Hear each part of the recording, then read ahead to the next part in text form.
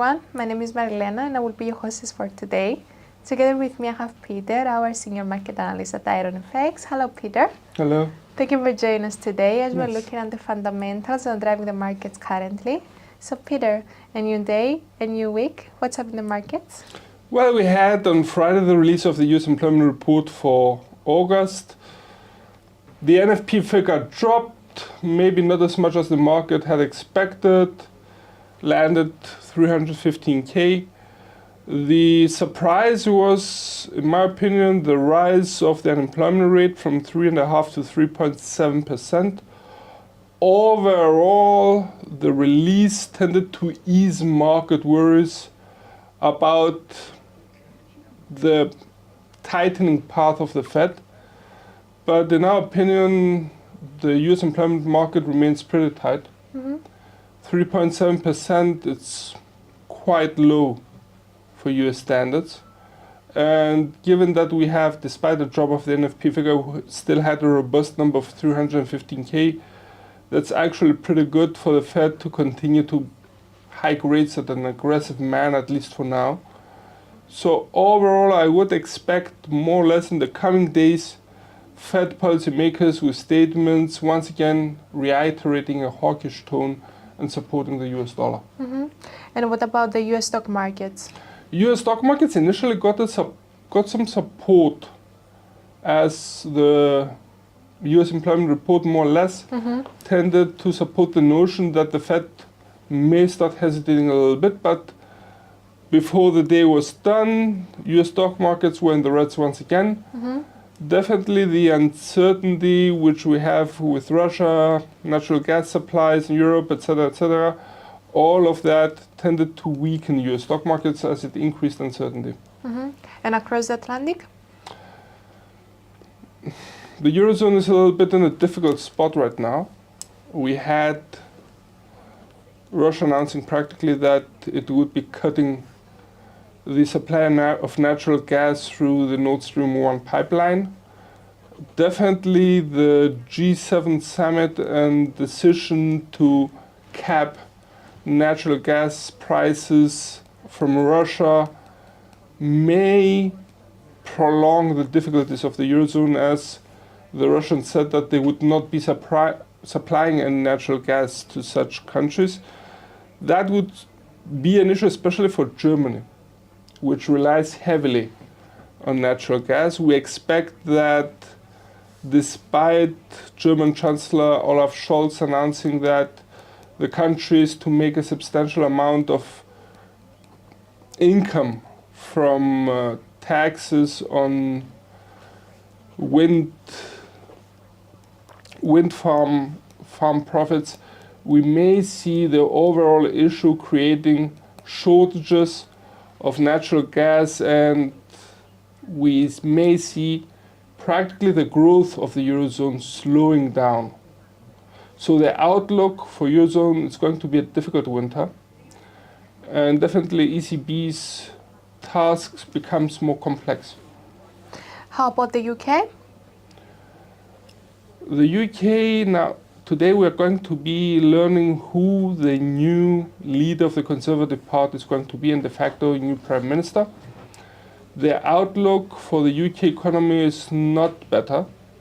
We have similar issues also with the UK economy, and that could be creating some worries about the pound. It's characteristic that the pound against the US dollar has reached levels so low that have not been seen in decades. For the time being, we expect that most probably Liz Truss, former foreign minister, is going to be announced as the new leader of the Conservatives. At least that was what the polls were showing until recently. Should that be the case, that could create additional trouble for the markets. Liz Truss in the past had expressed some ideas that Bank of England's mandate should be revised and could curtail the independence of the bank somewhat regarding interest rates, and that's a key issue right now for the UK economy. I understand there is an OPEC meeting. What should we expect? Well, the Saudis have flagged practically that we may see a curtailing of oil production levels.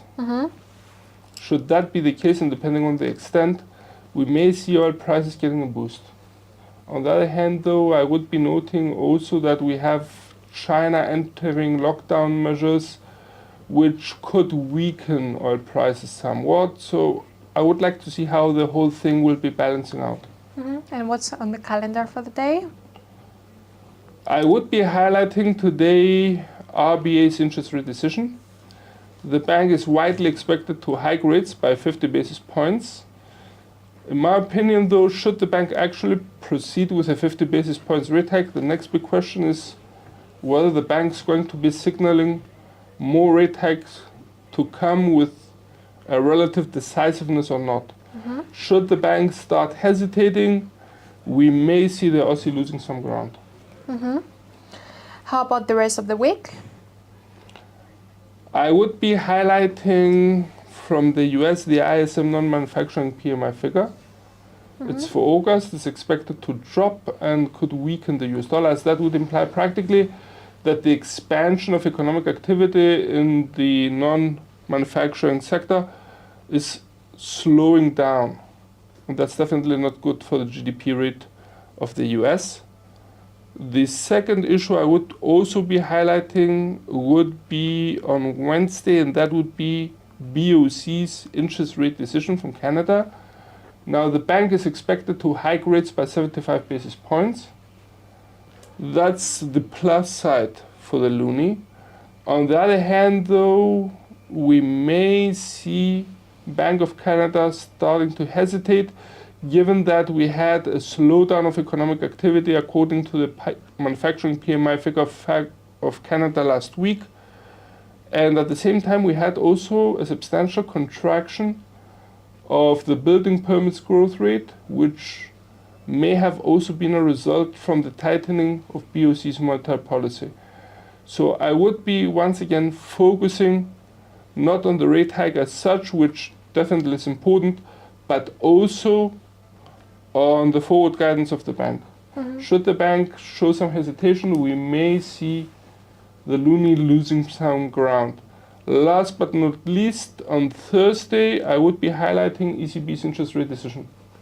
The bank, after the release of August's CPI rates, preliminary CPI rates, is expected to proceed with an outsized rate hike of 75 basis points in order to curb inflationary pressures. On the other hand, though, Lagarde's task becomes more complex as we have the problems with natural gas and the energy crisis in the Eurozone. That's one.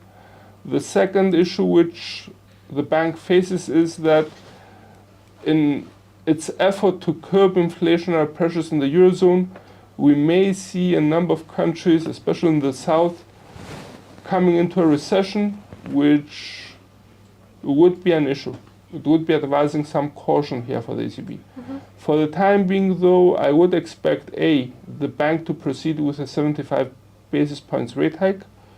B, I would also like to see whether ECB President Lagarde in her press conference is going to be showing a decisiveness or not, and whether she's going to be hesitating. Say, for example, she may state that future rate hikes will be data dependent, and that could create some uncertainty among Euro traders.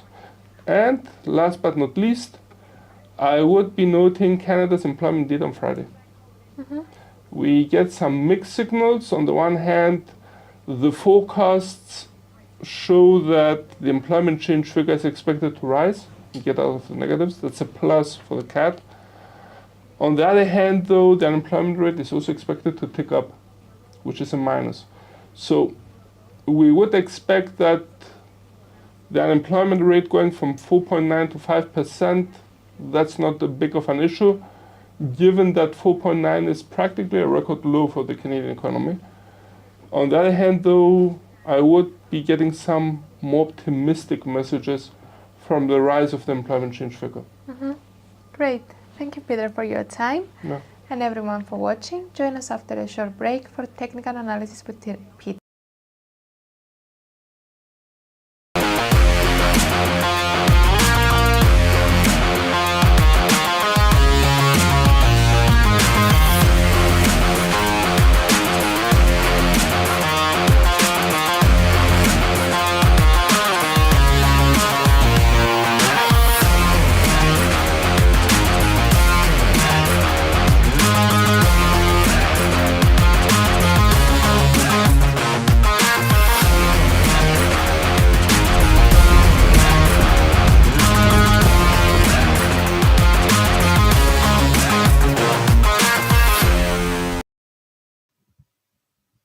Welcome to the technical analysis part of the presentation for today. In front of your screens right now you have the US dollar index. It's the 4-hour chart.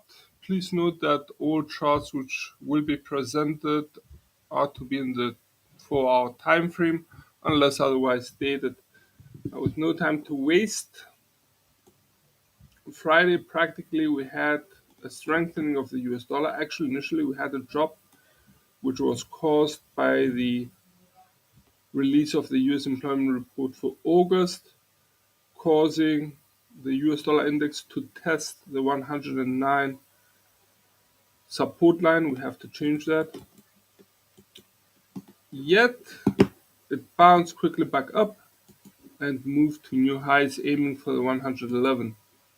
But before we proceed with anything, let's alter and find a new high level for the USD index that would be placed at the 115.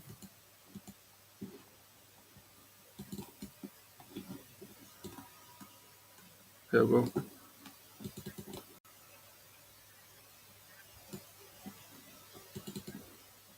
Let's readjust the labels, correct them, just so that we have a clearer picture.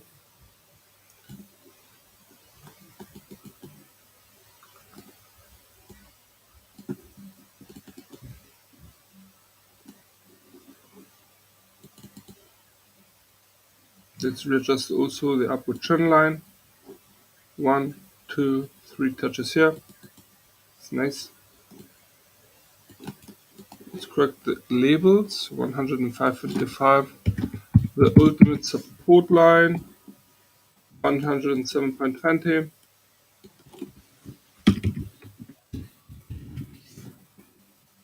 109. First support line was tested on Friday. And the 111. 113.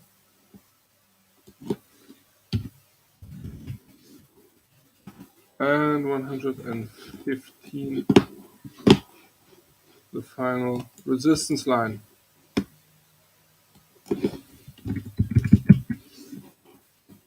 Let's lock this in. So we have a rising US dollar, and we intend to maintain our bullish outlook for the index as long as it remains above the upward trend line, which has been incepted since the 10th of August. Note how beautifully, practically, the price action of the US dollar index tested the upward trend line and at the same time also tested the 109.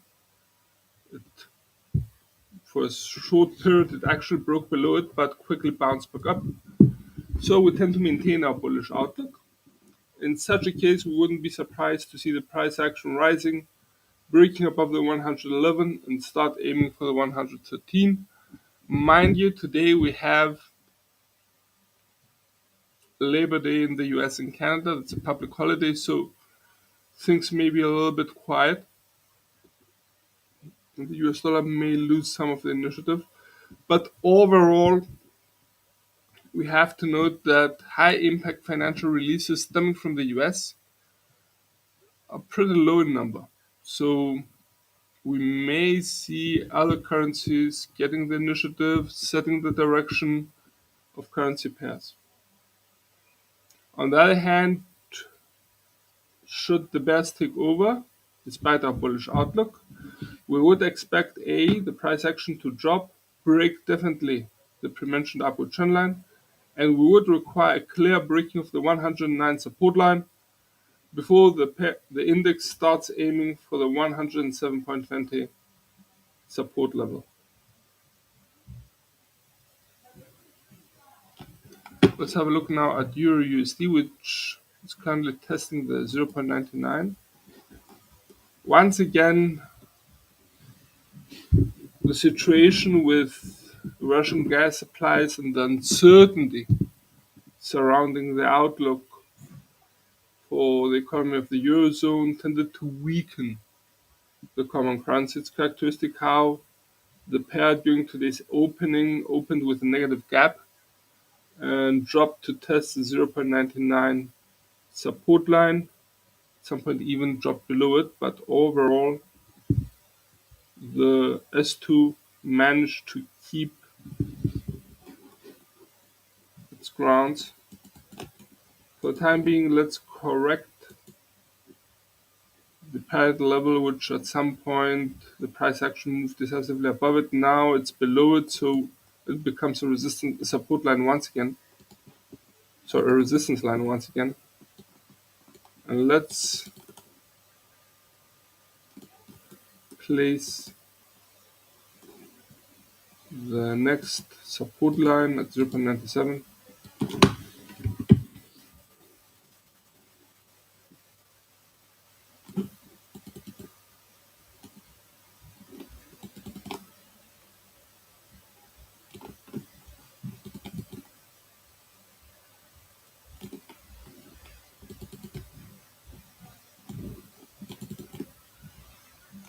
Okay, let's make the corrections.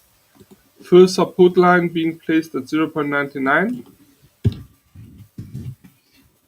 Second support line being placed at 0.98.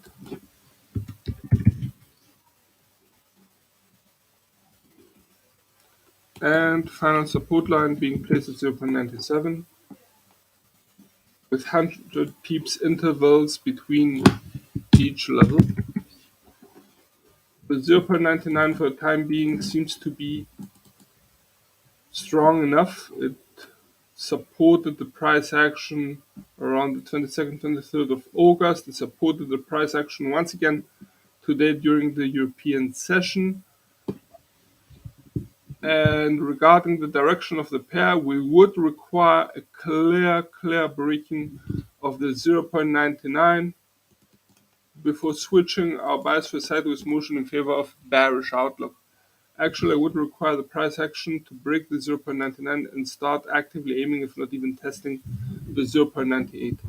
On the flip side, should the bulls take over, I wouldn't be surprised to see the price action rising, testing the 1.0095, rising even higher, and start aiming for the 1.02.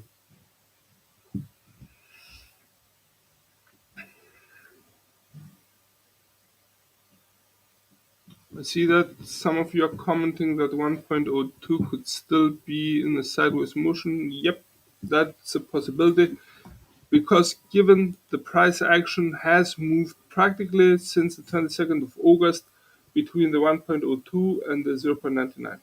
So practically, yes, that's another option. But given that the price action seems to have some respect for the 1.0095, I think the first indication would be for the price action to start reaching 1.02. A break above it definitely would be a bullish sign. Let's have a look now at GBP USD, which is going down, down, down. Oh yeah. If we switch it even lower to the daily chart, you could notice that we have a downward trend line like this. Continuous lower peaks and lower troughs. As you have a downward trend line as well. It's nice how the pair has respected the 1.1450. I'm a pretty happy analyst right now.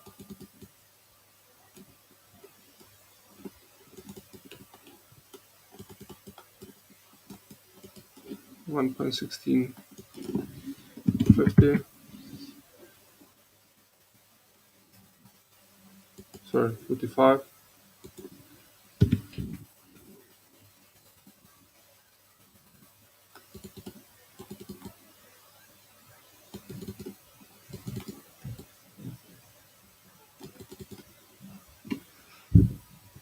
So we tend to maintain a bearish outlook. Mind you that the pair's RSI indicator at some point dipped below the reading of 30, signaling that it had reached oversold levels, yet on the other hand has corrected a little bit higher in today's European session.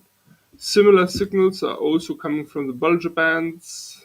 The price action at some point was actually flirting with the lower Bollinger Band. Overall, though, we tend to maintain a bearish outlook for GBP/USD. I wouldn't be surprised to see it breaking below the 1.1450 and start actively aiming for the 1.13.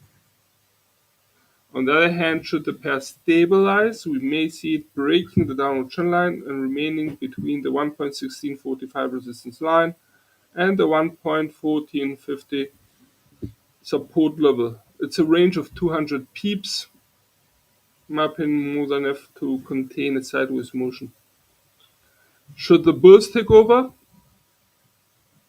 once again we would require a clear breaking of the prementioned downward trend line to the upside.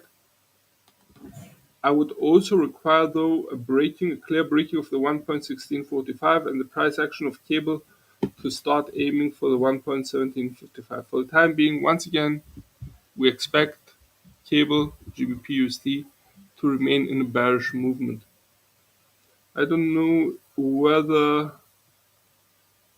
the announcement of the new Tory leader is going to be changing the mood of pound traders, but the outlook of the UK economy is pretty hard right now.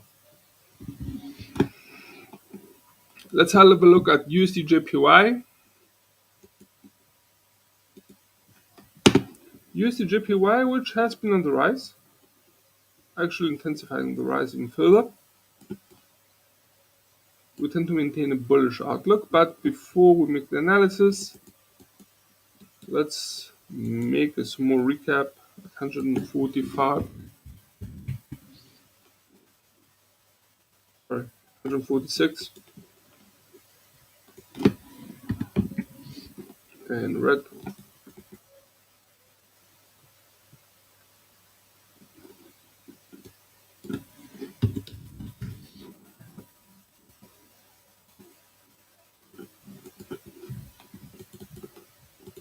Turn this green. These are record high levels for USD/JPY, which we haven't seen in a number of years. It's actually a prime level for BOJ or the Japanese government to intervene in the markets and start buying yens in order to defend its currency. So I would be a little bit cautious. Let's close this.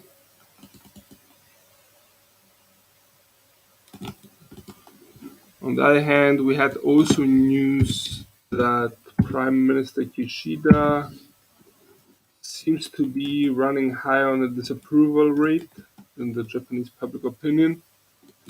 Recent ties, the church scandal in Japan did not work out so well for the Japanese government and especially Prime Minister Kishida, which initially was trying to save face by dismissing a number of ministers. So that's a bit of an issue.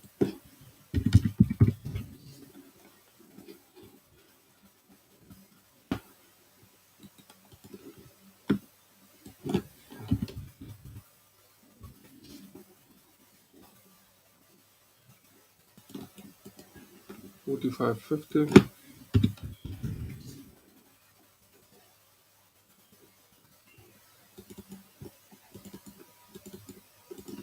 There you go. So we have a clear upward movement. I would dare to say that the upward movement has even intensified in the past days. You can see that the slope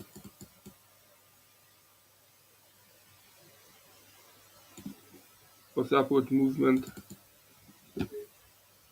has increased, has become more steep.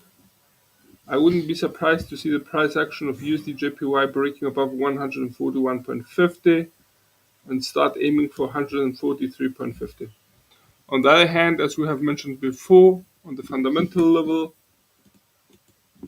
the pair has entered in the red zone of a possible market intervention by either the Japanese government or the Japanese central bank. So that's one scenario which we should bear in mind, in which case we may see USD/JPY turning lower once again, breaking initially the upward trend line we have just mentioned, would also break the 139.40, breaking the second upward trend line. It would be something like one break, second break on the 139.40 support line, third break at the second upward trend line, and start aiming for the 137.45. That would be a clear indication of a bearish outlook for USD/JPY. A possible stabilization could take place, and I would expect it to remain between the 141.50 and the 139.40. Yet I would expect it to remain also between the pre-mentioned levels.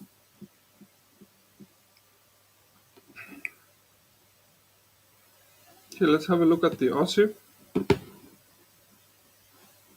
You know something before that? Let's have also look at the second safe haven currency pair, that BUSD/CHF. The Swiss franc, which has not decided whether it wants to go up or it wants to stabilize.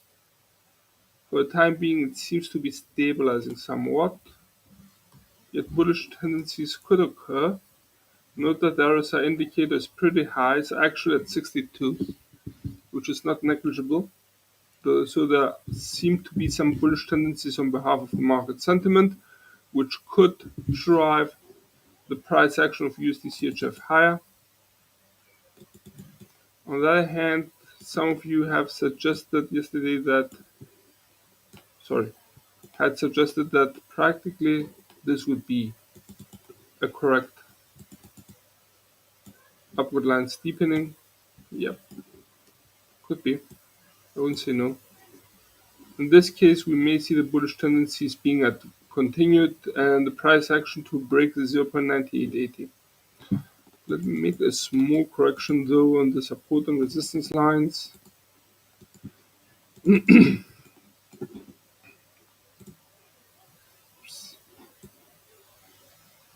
Okay, so we drilled out to the monthly chart. Sorry, that was by mistake. Let's go to the 4-hour chart. We adjust. Let's find a new high. That would be interesting.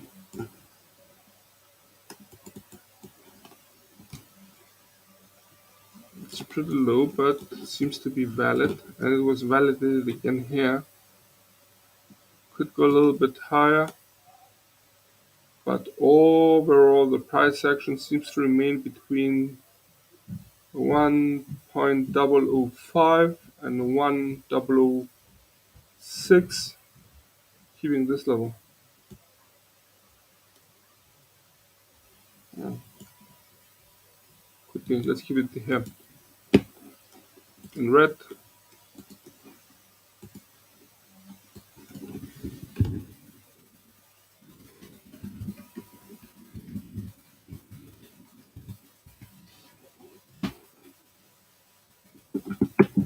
Let's lock this in.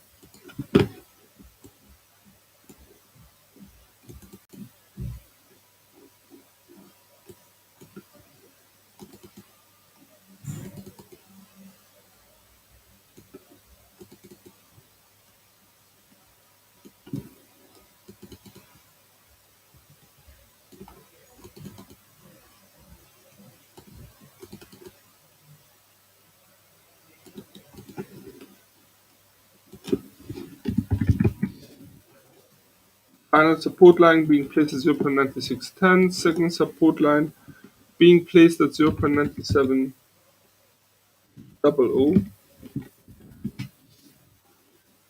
First support line being placed at 0.9785. First resistance line being placed at 0.9880. Second resistance line being placed at 0.9975. First support line being placed at 1.0065.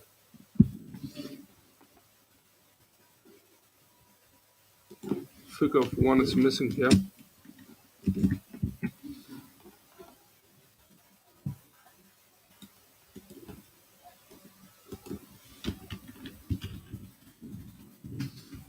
There you go.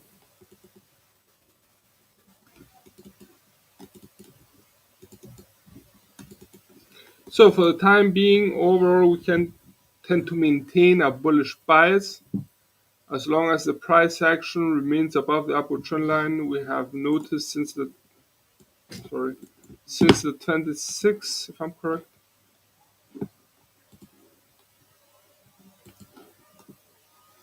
Yep. Since the 26th of August. Mind you though that there is a second upward trend line which is following. So overall, the bullish sentiment seems to remain rather strong. On the other hand, though, I would be highlighting that technically the pair has failed to mark higher peaks, and that would be since the 1st of August, 1st of September once, and the second would be on Friday, September 2nd. That would be around the 0.9860. So I would like to see the price action starting to test 0.9880 in order to have a verification of the bullish outlook. If not, we may see USD CHF starting to stabilize between the 0.9880 and the 0.98785.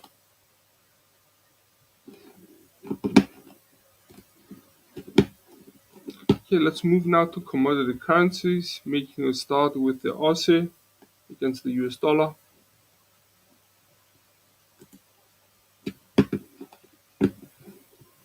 AUD/USD, which has moved decisively lower, has broken below the 0.68 despite some efforts to rise. But the interesting part of this chart is not only the drop below the 0.68, but also the validity of the 0.68 as a resistance line now. You can see it being tested here and would be more clear in the 1 hour chart. See it? 1, 2, 3, 4 tests. So it seems to be now a valid resistance line. Let's reverse this and change the color from green to red. Let's go also hunting for a new support line. This peak here, show here, nah, not enough, too close.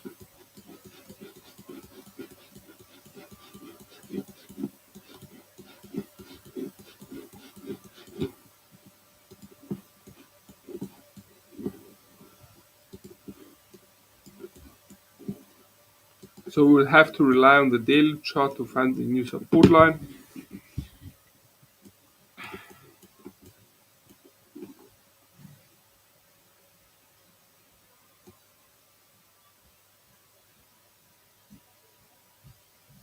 Somewhere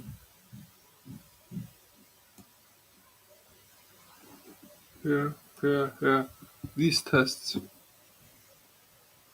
I'm keeping this one.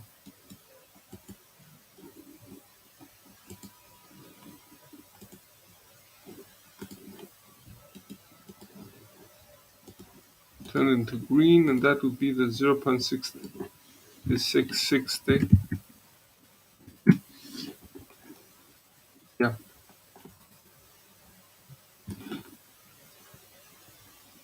Let's drill back down to the 4 chart, readjust. Let's correct also the labels to have a clearer picture.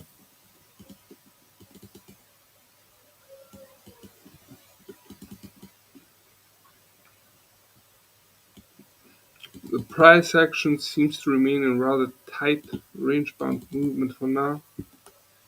It's characteristic how narrow the margins between the resistance and the support lines are. As a new ultimate support line, resistance line, we have the 0.6880.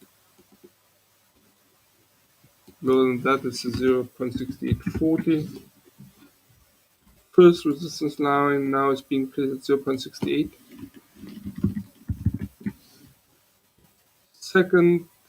First support line is being placed at 0.6760.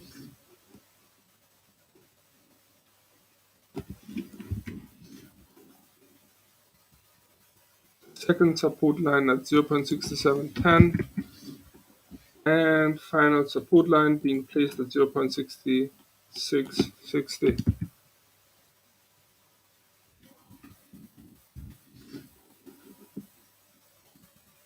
For the time being, we tend to maintain a bias for sideways movement between the 0.68, which was respected, and the 0.6760.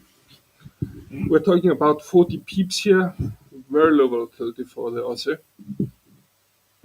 On the other hand, though, there is some bearish signals coming from the RSI indicator, which remains constantly below the reading of 50, and that's for the past, actually since Wednesday, last Wednesday, the 31st. So that's a bit of an issue.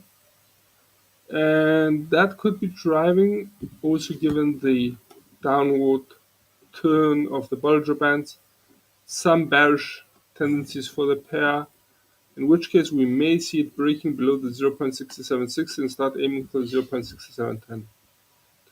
On the other hand, should the bulls take over, I wouldn't be surprised to see the price action breaking the R1, 0.68, and start aiming, if not even breaking, the 0.6840, thus paving the way, opening the way for the 0.6880. All of the above are subject to RBA's interest rate decision that's due out tomorrow during the Asian session, and should the bank actually excite traders by proceeding with a 50 basis points rate hike and foreshadowing more rate hikes to come, that could push the price action higher. Other than that, we may see AUD/USD weakening substantially. Let's have a look at the CAD. USD CAD, which seems to continue to be on the rise. Let's extend the upward trend line. Not much. Also, some stabilization seems to be taking place. Note how this peak here is lower than the prior one. That would be such an indication. As long as the price action remains above the upward trend line incepted since the 26th of August, we tend to maintain a bullish outlook for the pair. And in which case, I wouldn't be surprised to see it breaking the 1.3220 and start aiming for the 1.3350. Should the stabilization occur, we may see the price action breaking the pre-mentioned upward trend line, yet remain within the spectrum of the 1.3220 resistance line and the 1.3075 support line.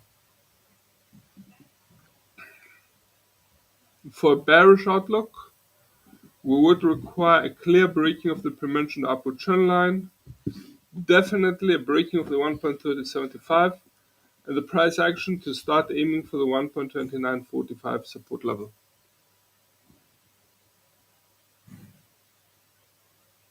Okay, let's have a look at gold's price.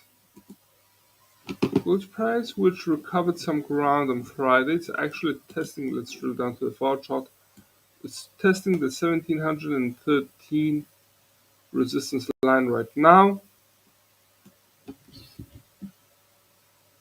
I would require clear breaking see how the precious metals price seems to have found a cap at the 1713, yet may be able to break above it. On the other hand, we have the RSI indicator, which is nearing the reading of 50, albeit rising. Yeah, as long as it remains near 50, that would be a rather indecisive market with a sideways motion. For a bullish outlook, I would require a clear breaking of the 1713 and the price action to test, if not even breach, the 1740. On the other hand, should the bears take over, I wouldn't be surprised to see the price action reversing direction, breaking the 1680 and aim for lower grounds heading south.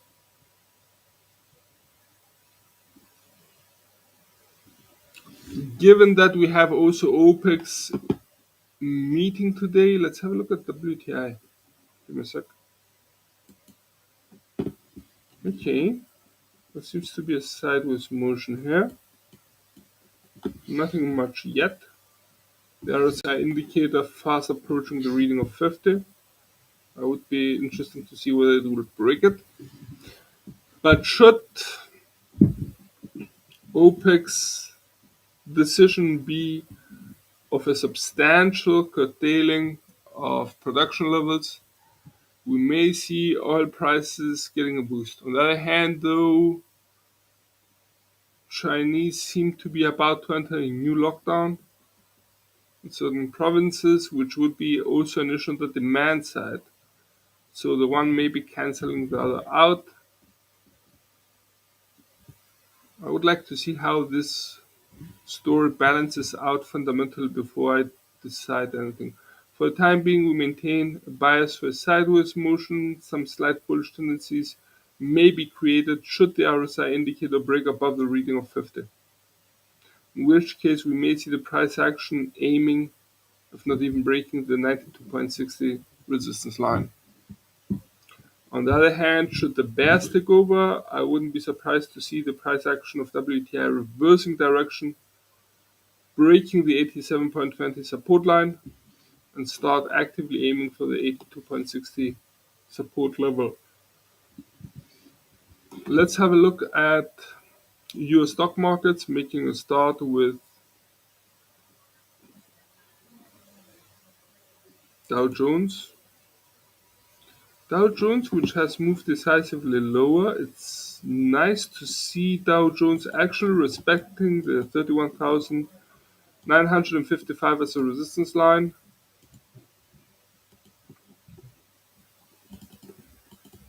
Let's go hunting now for a new support level.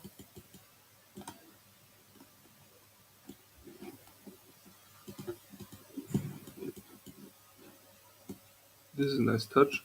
I'm keeping this one. And that would be green, please. The 29,650. Let's readjust.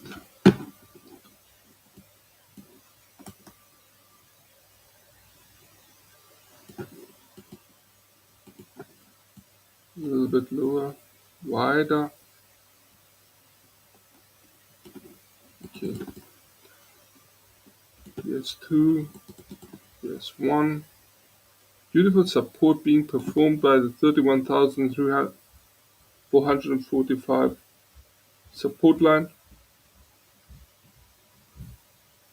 Sorry, that would be 345 support line.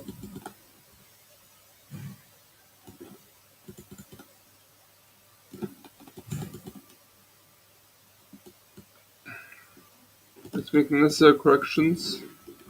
Overall, though, in my opinion, in the next couple of days, we may see Fed officials once again providing a hawkish view on the Fed's intentions.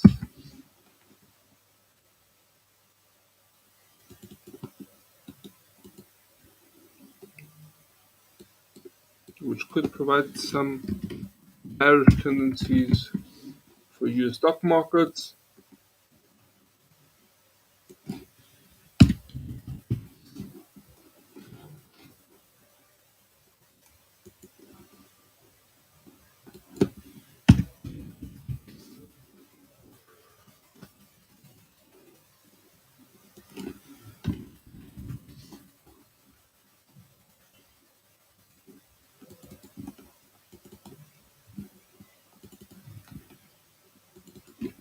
So let's have a look. For the time being, we have a stabilization of Dow Jones.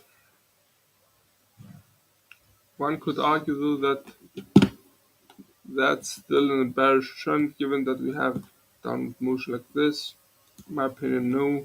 Especially this breaking here should be taken into account. For the time being, I would expect a relative stabilization of the index between the 31,345 and the 31,965 resistance line. Should we see a bullish movement of the index, I wouldn't be surprised to see the price action as it did during the release of the US employment report for August on Friday, testing the 31,965. Yet for a bullish outlook, I would require a clear breaking of the R1 31,965. For a bearish outlook, I would expect the price action to break below the S1 31,345 and start actively aiming for the 30,440 support level.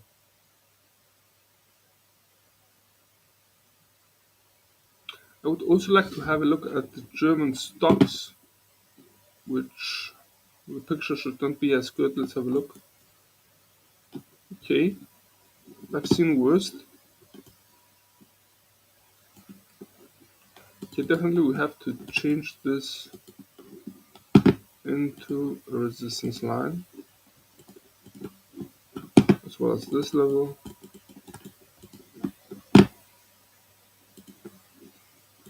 It's not so bad. I would expect DAX to drop below 12,615 by now. It didn't, which is a positive.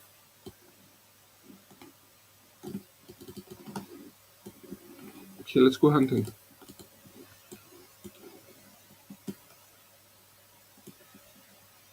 Okay, this is a nice show. It's a little bit narrow, but I don't mind. I'm marking this as a possible support level at 12,385.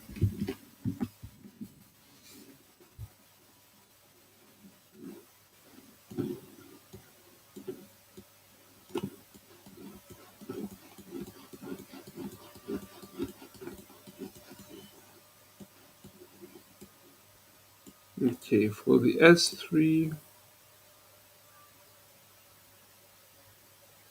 I'll be placing somewhere here, with the touch being here. That would be the 12,085 support level. And green, please.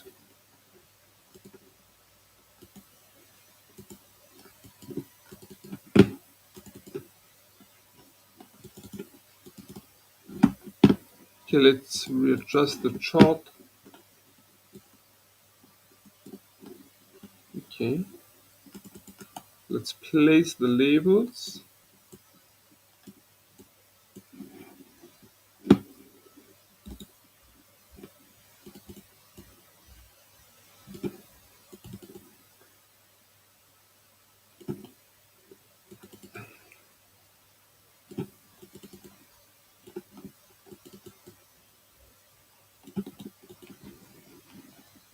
Let's make a start with 13,620 as the ultimate resistance line.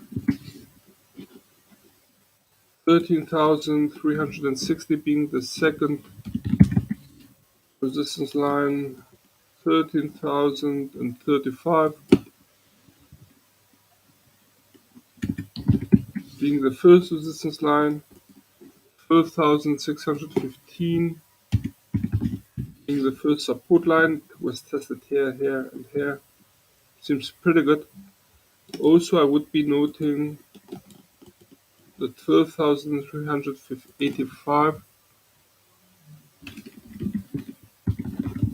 as the second support line tested here, and the final support line being placed at 12,085.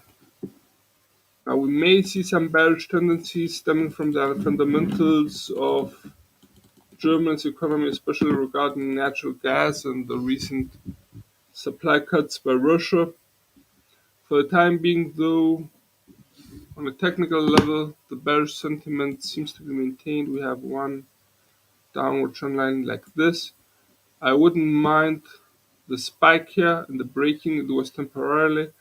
But what I would mind would be practically these two lows. These two lows show us that the index has failed to mark a fifth consecutive low point. True, I would expect it to be below 12,615, as I have mentioned before, somewhere in the middle between 12,615 and the 12,385. It did not happen, and that could imply a slight stabilization of the index. But for the reversal of the downward trend line in favor of a sideways movement, I would expect, or I would require, a clear breaking of the pre-mentioned downward trend line and the price action to remain between the 13,035 resistance line and the 12,615 support level. That should sum it up from all of us here at IronFX. Best wishes for solid trading.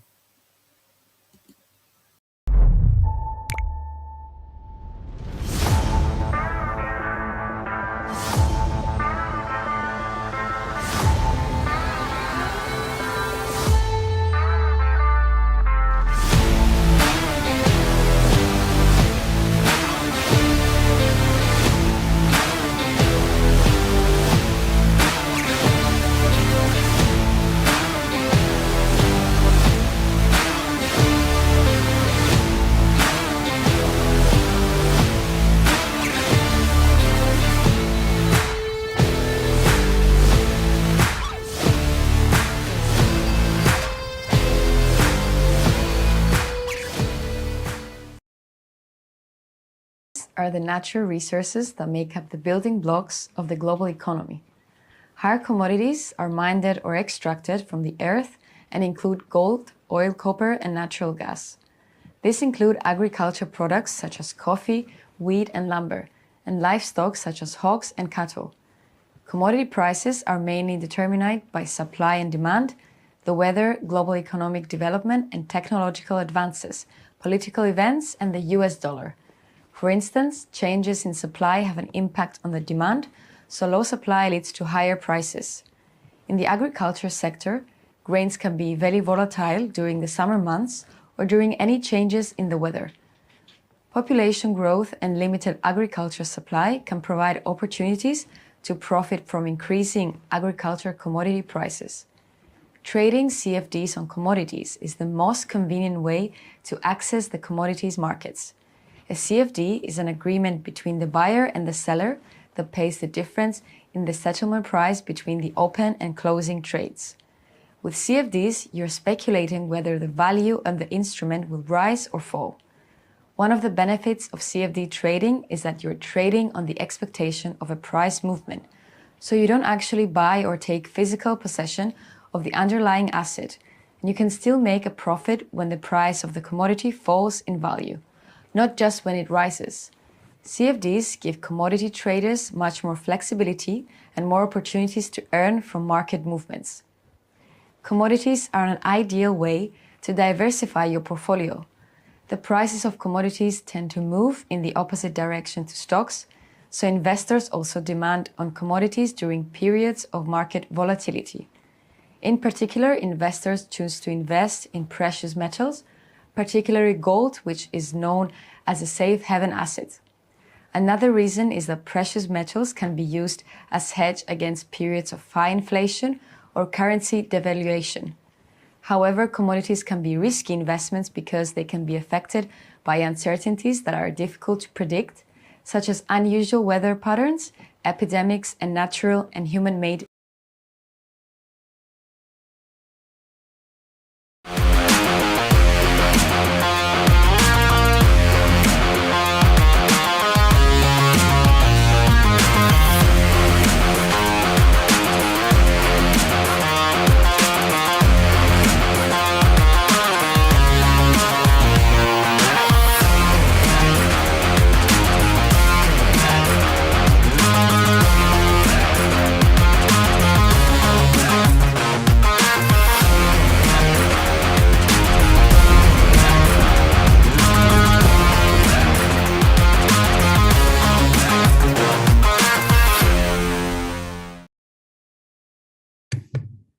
Okay, all right. So let me begin today's session. Today's session is on top trend indicators. Okay, it's there are a lot of ways to trade trends, right? There are a lot of ways to trade trends out there, and it's one of the most profitable trading strategies. When you're trading trends, there are two things you can do. Let me see. I can pull out my my pen over here. When you're trading trends, there are two things you can do, right? You can, when there's a trend, you can either continue to play the trend, right? Or you can, so this is one way, you're playing the bounces, you're playing the bounce, you're playing the bounces over here. So this is one way that you can trade, to make money. Hey, Natalia, nice to see you tune in. And there's another way of trading trend, which is, when there's a trend, you play the breakout over here, right? So there are essentially two ways to trading the trend. Both are equally profitable, but it's very tricky. Many times we think that we're going to play a breakout, then it comes down, then it comes back up here, right? It comes back up here. So you end up losing money, right? So sometimes, we think that we want to play the bounce, then it end up breaking out, and we end up losing money. So there are many times when this happens, right? And we need to ask ourselves, right? How do we reduce the chances of that happening?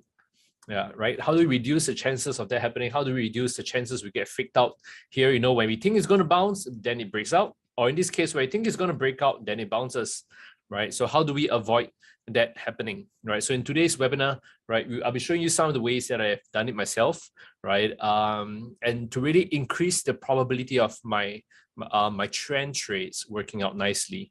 Okay. Now, guys, if you're here, what I'd like to encourage you guys to do is there's a chat panel that's open, where I can see a couple of people sending messages through, right? Feel free to send your messages in there. I'm going to send my message one more time. Hi, right? So send your messages in there. So I literally have another screen open on my left, right? That is monitoring these questions. So if you have questions, just send it through. I'll do my best to get to them, right? Don't wait until the end of the webinar. We might not have time to answer these questions. Anytime you encounter anything in the webinar where you're not sure about, just let me know.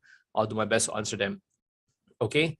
And of course, feel free to send any messages in there. Even if you want to chat with me, right? Go ahead, right? Because otherwise you feel like I'm talking to myself, which is very sad. Right? It feels like I'm going to talk to myself, right? So yeah, it'd be nice to see you guys. Hearing a little bit of stuff from you guys. Maybe for starters, if you can let me know which countries are you guys tuning in from, right? Which countries are you guys tuning in from? Because in Singapore now it is 6 p.m. right? It's 6 p.m. here, so I'm just wondering where you guys are tuning in from. Oh, Kurt from UK. So UK is about, what is it, like 9 a.m. there? Oh no, it's about 10 a.m. there now or something, right? Now, I always liked the idea of going to 11 a.m.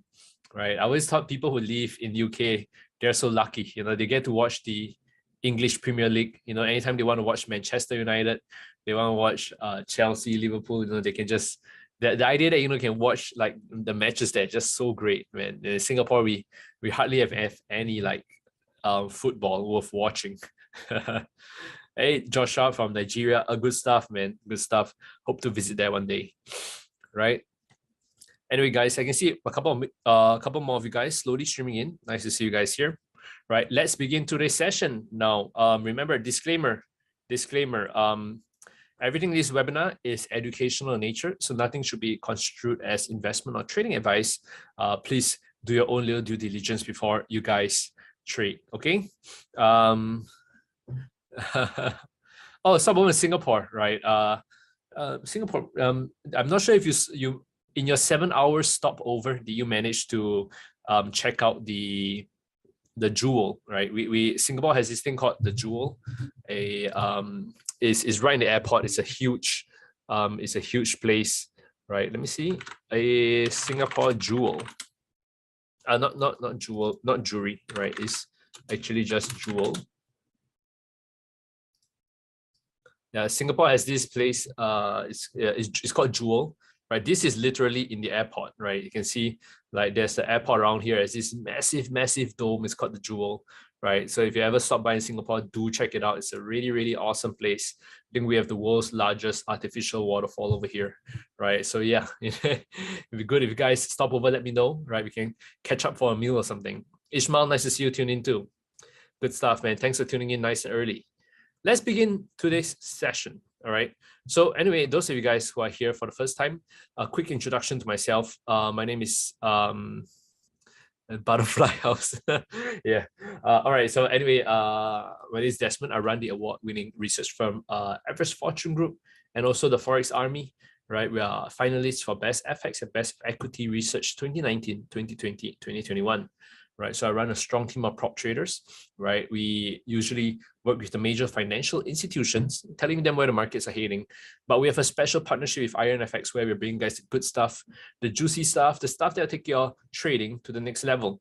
Right. So in today's session, it'll be a fun time. I'll be showing you how the pros use the different trend indicators out there as a confirmation, better ways to improve the probability of playing the bounce or playing the breakout. Okay. Now let's begin today's session. Okay. Now the agenda for today, I'm going to show you, I'm going to talk a little bit about trend indicators, right? We're going to look at the 5 most effective trend indicators. I'll talk about implementing it into a strategy. How do you play the breakouts? How do you play the breakouts and how do you play the bounce? The reversals rather, right? So just so that we're on the same page, breakouts are when prices breaks out of a certain level, right? Bounces is when, price bounces up from here, right? So there are 2 ways to play trends. One is, you go with the trend is your friend. The other is you play the breakout from the trend. Okay. So these are, these are important things that we can do. We'll be exploring today, right? So on to the first, or rather, introduction to trend indicators, right? So there are many trend indicators out there, right? All of them kind of one way or another, right? There's stuff like the Ichimoku cloud, we call it IKH. There's a moving average indicators. There's stuff like even the MACD. MACD actually measures once it crosses the signal line in the middle, right? That's where it's a little bit picking up of momentum, right? There is stuff like, for example, a moving average crossovers, right? There is the ADX, right? ADX, very useful indicator if you know how to use it correctly. ADX, you can use it. It measures the strength of a trend, but it's usually a little bit slow. It's a little bit, it's a little bit slow when it comes to using the ADX in measuring trends. So I'll be showing you one of my handy dandy, what's the word for it? Handy dandy indicators, trend indicators I use that have worked out pretty nicely in the past, right? And I still use it up to today. Okay. Now, a few important links that I want to point you guys to before we begin. Right, IronFX.com. You want to go to for the upcoming webinars. You want to go to you just need to wait for the drop down to appear. IronFX School, right? You want to go to webinars, right? So under webinars, this is where you get to see all the upcoming webinars. What you can do is you can click on English, right? They can see, right? These are introduction to trend indicators. Tomorrow's a live trading session. Me or Cassandra would be taking it. So go check it out. All right, we've got advanced moving average strategies next week. If you want, please go register for it. I'm just going to copy the link here and send it to you guys. Right, go register when you have the chance. Okay, this is advanced moving average strategies will be an expansion of what we're doing today. Right, but it's a really great way I'm going to show you how to use moving average. Pretty fun in a pretty nice manner. Oh, cool! The webinar is live now. Right, so this is the first thing I'm going to place. The first place you can go to. Second is these past webinars, right? Past webinars, great place for you to catch up, right? This is me, Cassandra, a couple of new people coming in, right? This is where you can watch, like you click on English, you can watch all the previous webinars we did, fundamental, technical, support and resistance, right? Great place for you to learn all the previous stuff we talked about, okay? So go check it out over there. Now let's begin today's session, okay? Give me a second. Sometimes I talk too much and my throat hurts. All right, so let's go. The first thing is the Ichimoku cloud, right? the Ichimoku cloud is one of the best indicators when it comes to trend. Now, there are two kinds of, let me see if I can pull it out over here. There are two kinds of, when you use the traditional Ichimoku cloud indicator, right? I'm going to show it to you over here. Right? Usually, when you use an Ichimoku cloud indicator, it comes like this. This is how it looks like, right? And this can be quite overwhelming. If you look at it, right, there is the leading, the Chico span, right? The the leading span, all the different kind of like basically conversion based lagging, leading A, leading B, right? So there are all these kind of different lines, and it can be a little bit overwhelming when you look at the Ichimoku this way. So a lot of people, when they try to use Ichimoku, what they don't like about the Ichimoku is that because of all these lines, it makes the chart over cluttered, right? It makes the chart over cluttered. So what you can do instead, right? What you can do instead is actually you can click on this setting, remove everything, and just leave the background. Leave the background as it is, and this is good enough, right? This is good enough for trading simple trends, right? You notice how it works very well when price tends to be trending in an area. You can see how price tends to respect this area. When it breaks this area, it kind of goes down, right? When it breaks this area, it goes up. It failed to break this area, come down, failed to break this area. So price does respect the Ichimoku in some ways, right? It doesn't work that well if it is like in a ranging market, right? But when it starts to trend, you can see how crossing below, you could catch a very, very nice trend all the way down.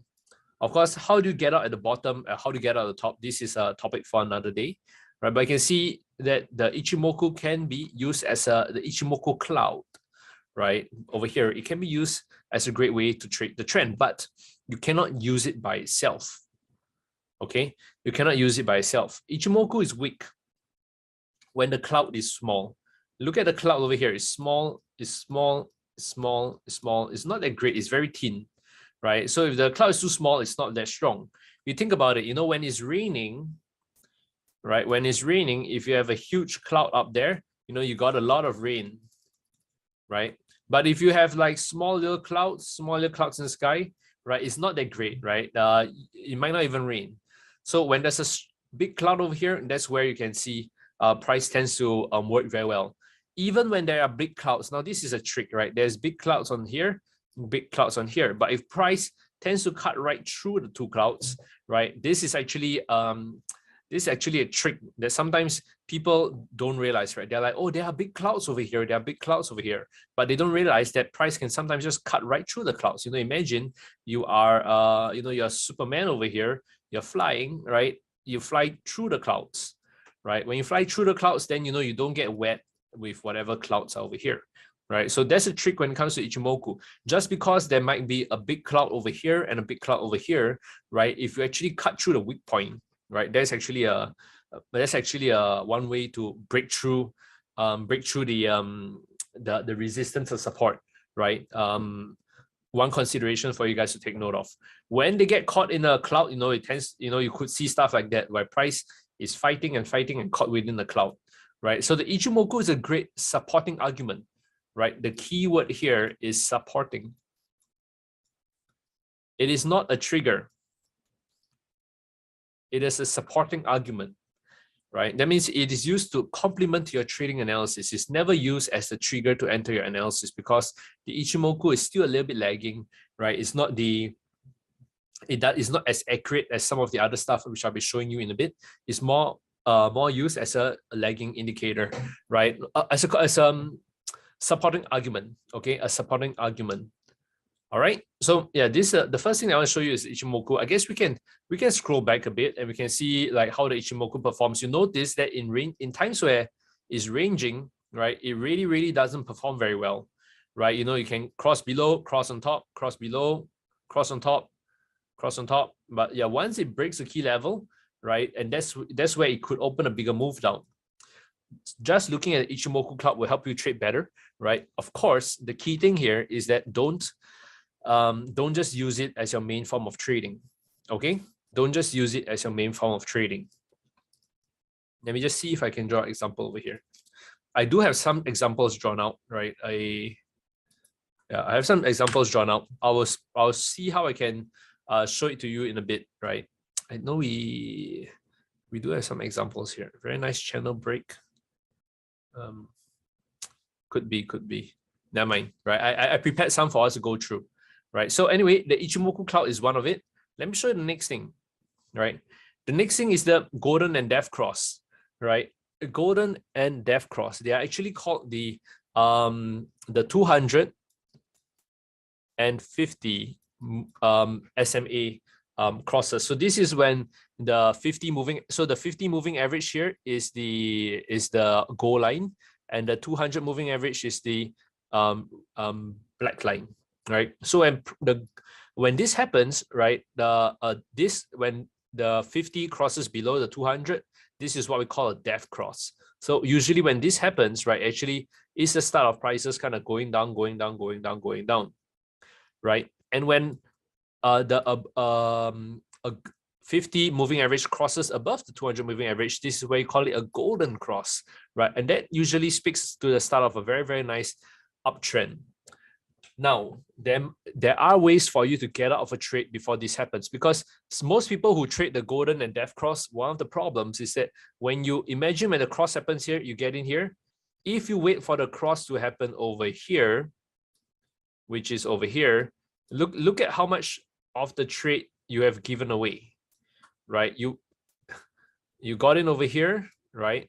Which is about over here, right? You end up making this much. Maybe if you're lucky, you make this much money, which is crap, right? It's not that much, right? So there are actually other ways where you can get out of the trade. If you got it, you could actually have caught all the trade all the way down. This would have been your maximum potential. This, you could have made this much instead of this much over here, right? So how do you get out of a trade before, like maximize the most out of a golden and death cross? I'll be showing you guys how to do it in a bit.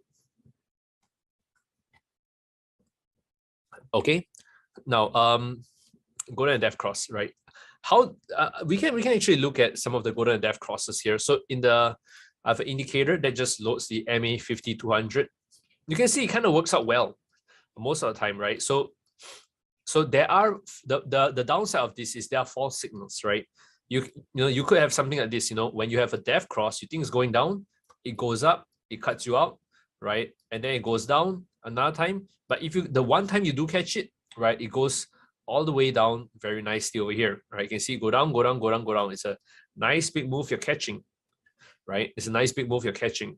There are other times where, a cross up, by the time you thinking of going up, it starts to cross down over here, So this part is where this is the problem with, this is the kryptonite of the moving average crossover, is that in a rangy market, it will completely, wipe you out.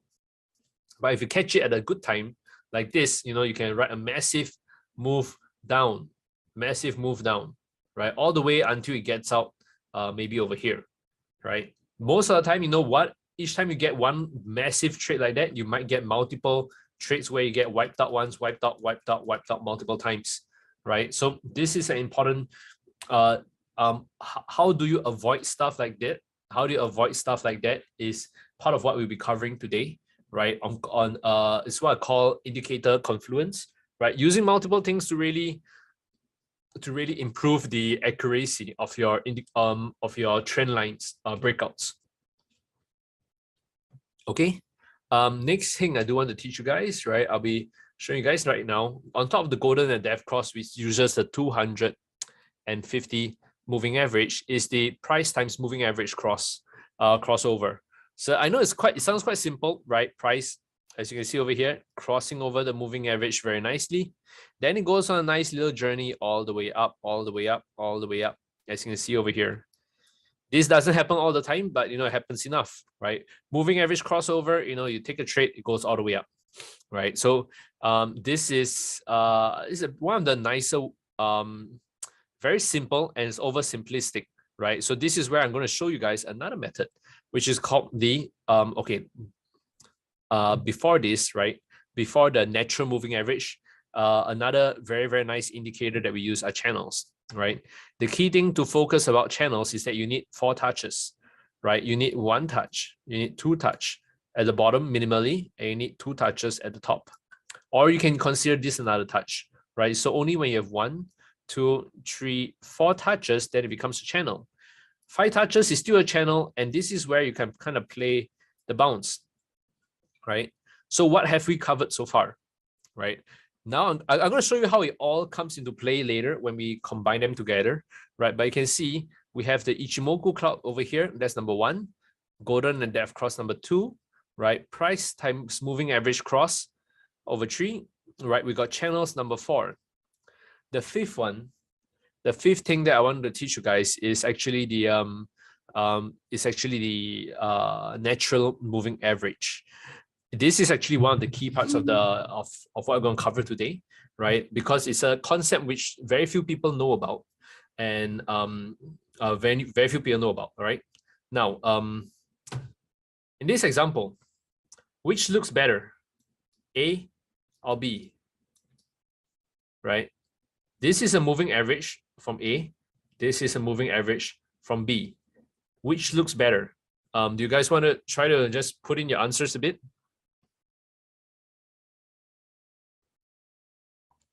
Kurt, I'll answer your question in a bit, right? Does anyone want to take a guess which looks better, A or B, when you're looking at the moving average?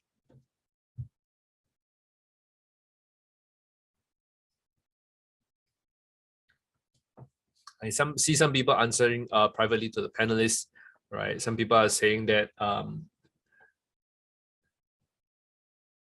A looks better, right? A looks better than B, right? Here you got Kurt saying that A looks better. Okay, most people are saying that A looks better, right? Actually, I got a couple of answers coming in saying that A looks better. Okay, so A looks better, right? You think about it, look at it over here. Bounce nicely once, bounce nicely twice, bounce 3 times, 4 times, 5 times. When price breaks this moving average, it goes down, right? This one it catches once, it misses it by a bit, as you can see, misses it by a bit, as you can see. It catches 2, catches 3 times, and it reverses from there, right? In fact, this one catches the reversal slightly better than this one, right? So we can agree that A is better than B. A is better than B, okay? Now, let's take a look over here, right? So this happens to be the 46 SMA, and this is the 50 SMA. That is an interesting thing. This is a 46 moving average, and this is a 50 moving average. Most people, when they trade, they use a 50 moving average without a second thought, right? They're like, all right, I'm going to put a 50 moving average in there, right? And yeah, they use it to trade. They don't realize that all they need to do is to tweak their moving average just by a bit, right? You know, and you're able to get a much better kind of a moving average that catches more of the bounces. More of the bounces, and probably gives you a better indication of a breakout, right? So this is what we call the natural moving average. Because if you think about it, no one has ever said that the market obeys a 50 moving average, or a 100 moving average, or a 200 moving average, right? No one ever said that. Those are just numbers that people throw out there, right, for the sake of convenience, right? What's a 50, what's a 100, what's a 200 moving average? No one ever said the market will explicitly obey that moving average, right? So what can happen instead is when you have a moving average like the 50, you try to fine tune it a bit, lower it by 1, lower it by 2, lower it by 3, lower it by 4, right? Until you can find the natural moving average where price most closely is able to catch the bounces, and that will be your natural moving average, right? The natural moving average is always changing. I can show it to you over here, right? Let's see if I can show it to you over here, okay? Indicator, right? We're going to throw a moving average, right? And we are going to maybe tweak this to 200.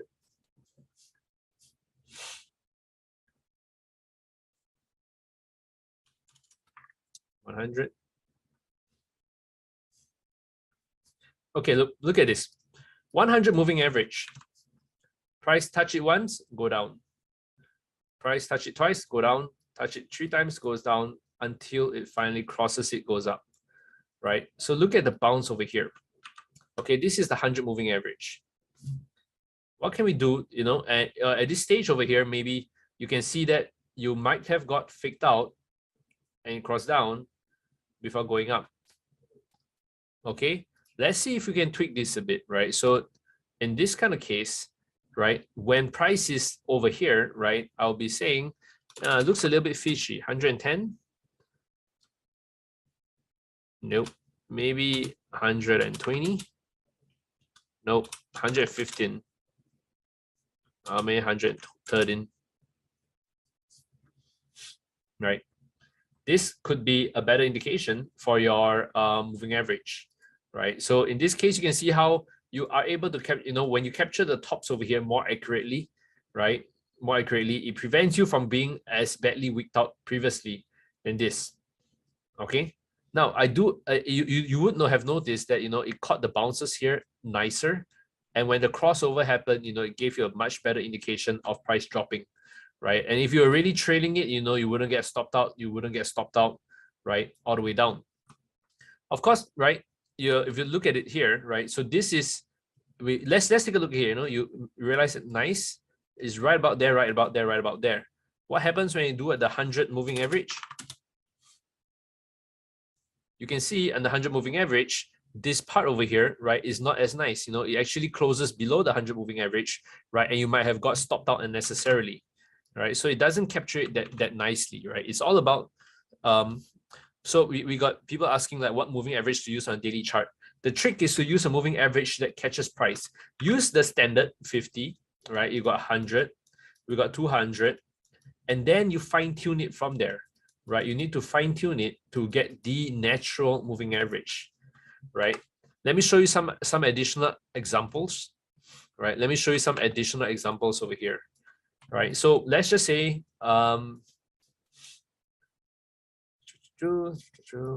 usually a trend. So I'm just trying to pick up the best example. Maybe you do the 200 moving average. Let's go for something like the 200 moving average, okay? Now, let's see, in this case, the 200 moving average, you know, you might have been able to trade it very nicely, right? Seeing how price, you know, reverse from there, reverse from there, reverse from there, right? Reverse from there. You will notice one thing though, when you're using the 200 moving average, I'm going to zoom in here, look at how many times that price closed above the moving average, right? Close above the moving average, close above the moving average. If you were using a close above the moving average as your indication to get out of a trade, man, you would be in for a tough time, right? You will have closed out the trade here once, close out the trade here twice, close out the trade here 3 times, close out the trade here 4 times, because each time price closed over the moving average before dropping down, correct? So a natural moving average in this case, right? So in this case, if you use it over there, right, you would have, maybe you were saying that, okay, price reverse, right? And then you're trading from here. You think that price is going to break up from here. You want to go long, but it goes down, right? It goes up again. You think it's going to go long, it goes down again, right? So you end up losing a lot of money when it comes to this moving average. But if you, with this data over here, with this data, if you were able to fine tune it, right? So let's do it like maybe 210. 220, 215.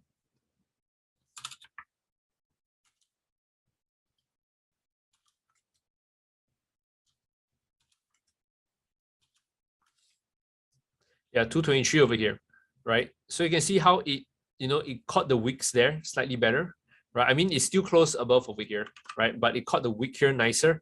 And then this would have been your profitable trades, right? If you look at this over here, right? Price reverse from there, reverse from there, reverse from there, right? This would have been an even more profitable trade for you, right? All because, right, you fine tune your moving average, right? You fine tune your moving average to go from 200 to 223. I know it sounds a little bit unconventional that your moving average is not 200, not 100, not 50, but this is the trick to it. You know, when it comes to natural moving average, no one ever told you that the market will obey only a 100 or 50 or 200 moving average, right? The market behaves however it wants to. It has its own moving average that it can use, right? It's up to you to find the natural moving average and use it to your advantage, okay? Now we of course have a question from Kurt. How close does the price action have to be to the channel to be classified as a bounce? Right? I think you were looking at this part over here, right? How close does price action have to be to the channel to classify as a bounce? Now, the thing about price action, right, is that I'm going to write the word out here. Price action are like essentially like almost like candlestick patterns, right? Price action only happens in the tick of the action, right? You need things to be going on for it to be considered price action, right? So only when the bar forms, right? Only when the bar forms, then you can consider that, yes, that's where price action has happened, right? How close does the price action have to be a channel to be classified as a bounce, right? Usually, right, it needs to at least touch the, what's the word for it? You need to at least touch one of the parts of the channel, the lower bound or the upper bound, right? So it is important that it touch the channel. Okay, as that is when the key deciding point happens. But always take note that you don't need to be too strict on that rule, because when it comes to channel trading, right, channels are essentially trend lines and they're not that accurate, right? Why are they not that accurate? Is because of this.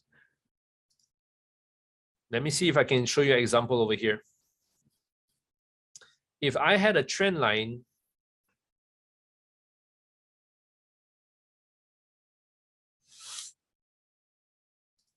see, if I had a trend line from here, right, and from here, all it takes is for my price to move by a bit, and my ending point will be very different, right? So if my ending point is here versus my ending point over here, right, it all looks very, very different, right, based on my ending point.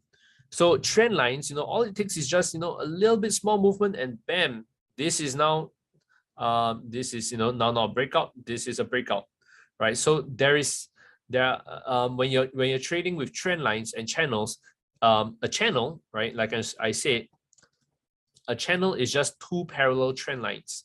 And the problem with channels is that they are a little bit unreliable, right? So where'd it go? Yeah, the problem with channels is that it is a little bit unreliable. All right, so the channels are used more as a gauge, more as a gauge to know that, okay, price is moving up, it's bullish momentum, I'm looking for bullish reversal. Don't use it as the confirmation, right? Don't use it as the confirmation. It rarely ever works well. Okay, I hope that answered your question, Kurt, but if it didn't, let me know. I will try to answer it better. Okay, now, so there's another thing that I want to show you guys, right? Oh, sorry, right? Beyond the natural moving average is that, yes, if you tweak your moving average by a bit, you might be able to find a much more accurate setup, right? You might be able to find a much more accurate bounce, or a breakout that can happen, right? So don't hesitate to tweak your moving average just by down and up a bit, and try to catch as many bounces and reversals as possible to improve the accuracy of your moving average. Okay. Now this is an example of having a double confirmation for your channel breakout, right? So usually you have a channel breakout, right? But this time you have a channel breakout and you have a moving average breakout. Okay, so you can see how price over here, it broke out from that level. So if it were to break a channel, and if it were to break a moving average, or rather a natural moving average, it goes from a low probability trade to a medium probability trade, right? So you can see how price really broke nicely from here. There we go. And price comes all the way down to here, right? And you can see how the breakout worked out very nice. But this is a double confirmation. It's called a double break. So it did not only break the channel, but it also broke the moving average. So that gives us additional confidence that the break is successful, and it should drop very, very nicely. Which it did over here. So one of the tricks to do is, of course, combine your channel breakouts, whether it is channels, whether it is moving averages, whether it is channels, moving averages, trend lines. Those are things that if you combine it, it's okay. So you can see how the drop worked out very nicely from there. All right. So now I do want to show you this concept of confluence. Okay. So this is a chart you can see over here. It's a channel. You got one touch, 2 touch, 3 touch, 4 touch. Yeah, correct. Yes, the user channel more as a gauge, gauge of the trend. You know, it's not just a, you know, it should not be used to confirm your entry. Okay, so your price action does not need to be that close to it, right? 5 touch, right? Yeah, it's doing good. This trend line is great, man, right? I mean, this channel is great. On top of a channel, right? So you're expecting prices to continue going up, right? And then you throw on a natural, I call it the NMA, natural moving average, right? So then we can see, you know, price bounce up, bounce up, bounce up quite nicely. So it is a natural moving average. You have a channel, you have a natural moving average. Okay, then you go down here, right? You have Fibonacci confluence. No, I mean, you got an Ichimoku cloud, right?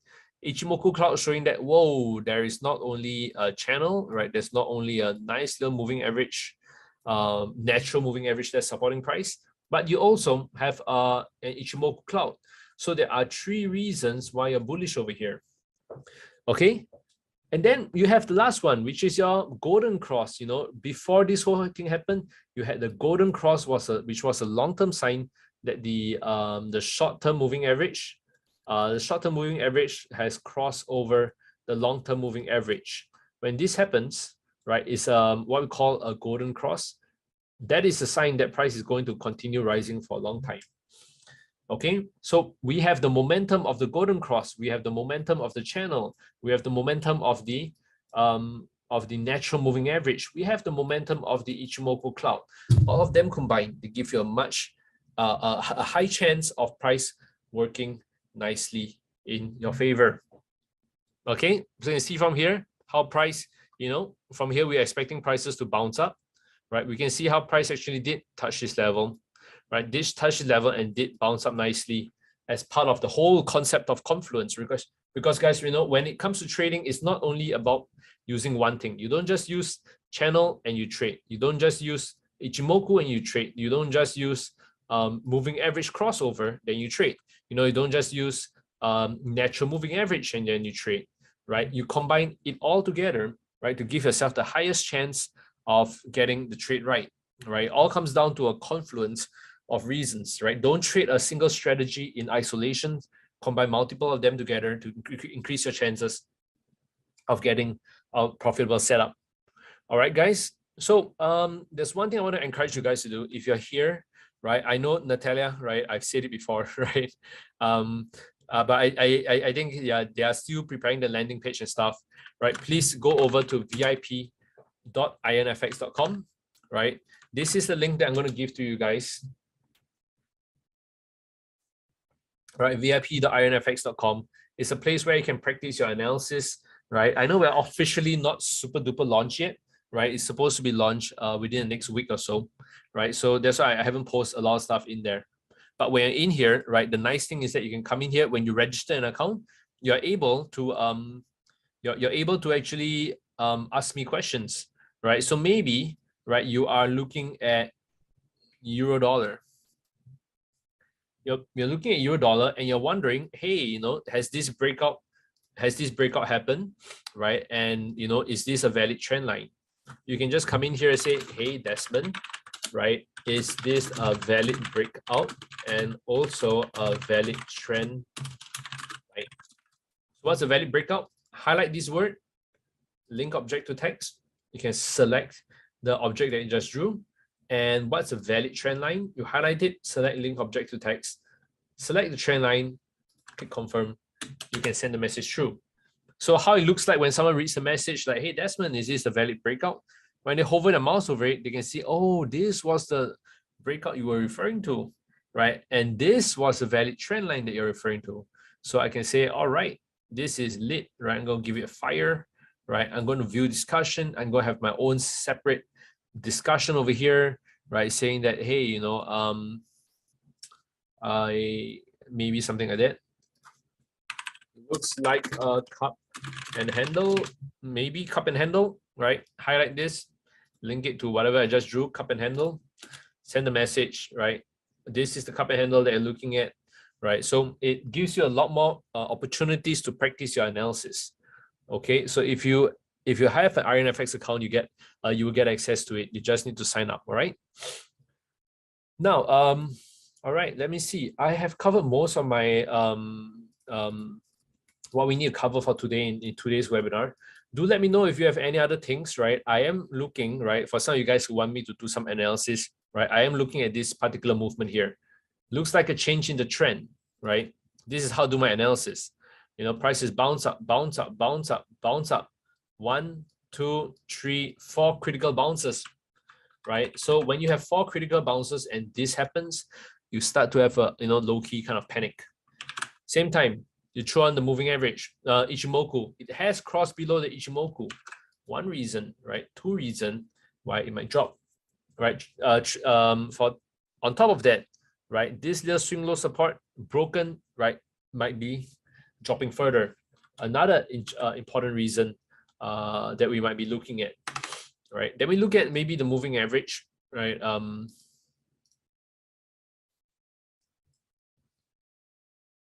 Nothing much in the moving average, honestly, right? It's not clear at all, right? But we have 3 reasons here, right? We got the trend line breakout, right? We got the Ichimoku breakout, right? And we look like we have like a support level breakout. So it could trigger a move down, maybe even all the way down to here.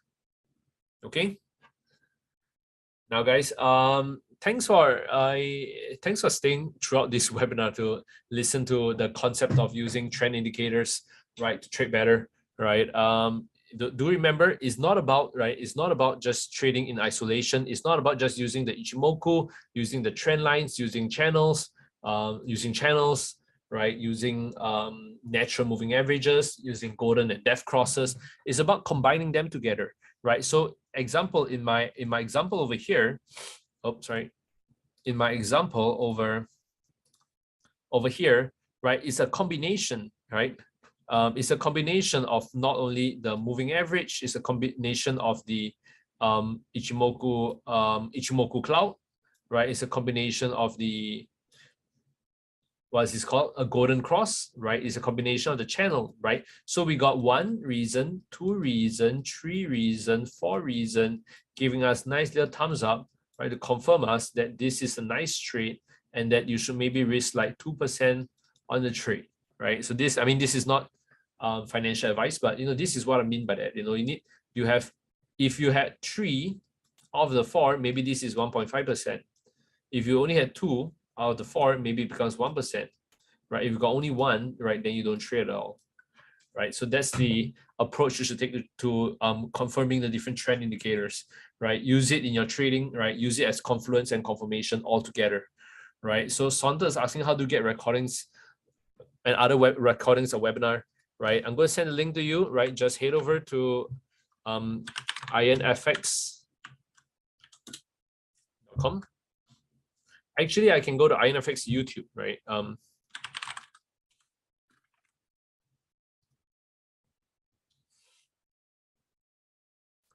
We can go to playlist over here, right? We can watch the webinar series, copy paste this, right? So you guys can go check it out. All the past webinars are there for you to go through.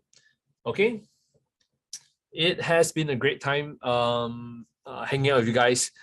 Thanks for staying, Summer, Saunter, Natalia, Kurt, Ishmael, Gabe, everyone else, right? Thanks for staying throughout this entire webinar. I hope you found it useful in helping you be a better trader when it comes to trend trading, right? To open your perspective to the different momentum indicators out there, you know, different natural moving average, you know, how you can combine multiple things together to give yourself the best chance of being a profitable trader, right? So that's the key thing that I want to you guys to take note of, is that never trade a single indicator in isolation, right? That's why I gave you 5 indicators. Combine them together to give yourself the best odds of being correct.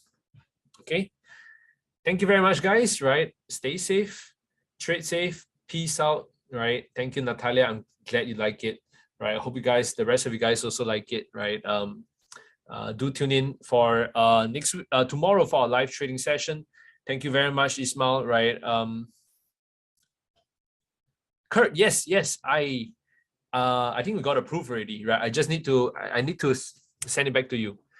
Good point. Thanks for the reminder. I'll get you access to the VIP room and the candlestick indicator, All right, guys. Thanks very much. Take care. Yep. Thank you very much, Kurt. VIP room, summer goal, right? Is this thing over here where you can come in and you practice the analysis and you can get our exclusive, like high probability kind of research, right? To be good, that you can use in trading, right? So go check it out. I'm going to send you the link. Go register for a new account over there, right? Summer, go register for a new account over there. And as long as you have an IronFX account, you should be able to get access, right? Just remember, click on this thing called request access and let me know what is, send a screenshot of your account, okay? That's it for me, guys. Stay safe, trade safe, peace out. I'll catch you guys next week. No, I'll catch you guys tomorrow for our live trading session. It might be me, it might be Jane, it might be Cassandra, but I will let you know. Okay? Take care, guys. Bye-bye.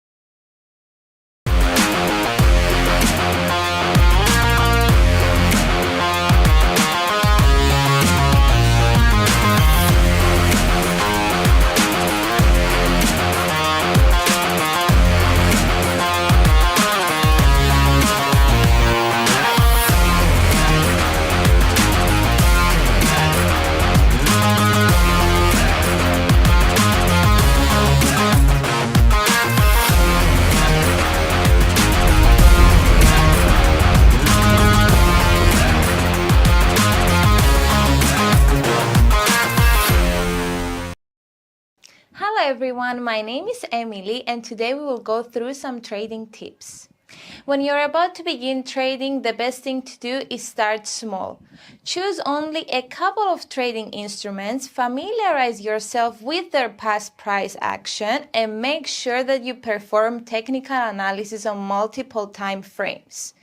Also, familiarize yourself with their fundamentals. For example, if you're about to trade Amazon, you have a good look at what the latest developments are for the company, but also what events lay ahead that could affect the share's price. Your aim is to eliminate the surprise factor as much as you can. You don't have to risk a high amount. Keep the risks minimized by investing low initially, and don't forget to set up a stop loss order and a profit-taking level. Your aim should be to learn and familiarize yourself with trading, but at the same time to preserve or even increase your capital.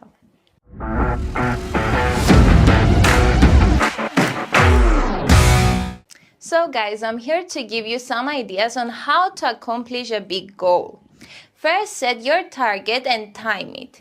Make sure you're realistic and calculated. State how much money you want to make and when you will acquire it. Be specific. Now turn your attention to a big target you have accomplished in the past. It could be a trading winning streak or a single trade winner. Identify the circumstances that contributed to achieving those. What were you trading? Was it moving higher or lower? What direction did you take? Think about what happened then in detail and break it down into sections. This will help you identify the circumstances that work for you. Once you have all of the information down, think of how you can use them again to your advantage. This will help you create a vision in your mind, which will then help you go out and perform. Use as much detail as you can and vision your trading as vividly as possible. The more clearly you can see it in your mind, the easier it will be to manifest. You still have to be realistic though.